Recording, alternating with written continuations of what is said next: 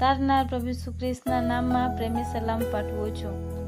આજનો આપણો વિષય છે તારણ પામ્યાની નિશાની। એક દિવસ એક બાળક પાળક સાહેબ પાસે આવ્યો અને પૂછ્યું, પાળક સાહેબ, કોઈને સાચે જ તારણ મળ્યું હોય તો તેની નિશાની શું હોય?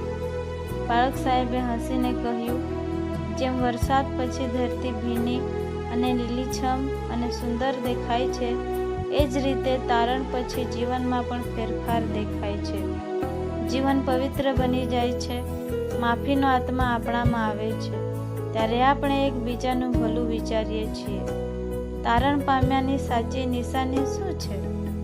પાપથી પાછું ફરવું, પ્રેમથી જીવન જીવવું, ઈશ્વરના વચનમાં ચાલી જીવન વિતાવવું, શાંતિ, ક્ષમા અને વિનમ્રતા બતાવવી, દુશ્મનને પણ માફ કરવું, એ બધા બદલાવો આપણા જીવનમાં આવે છે।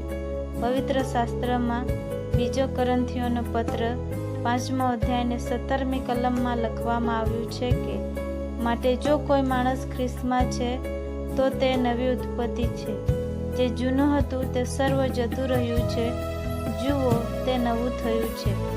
મિત્રો, જો તમે ખરેખર તારણ પામ્યા હોવ તો એ તમારા વર્તનમાં, ભાષામાં અને પ્રેમભર્યા વ્યક્તિત્વમાં છલકવું જોઈએ।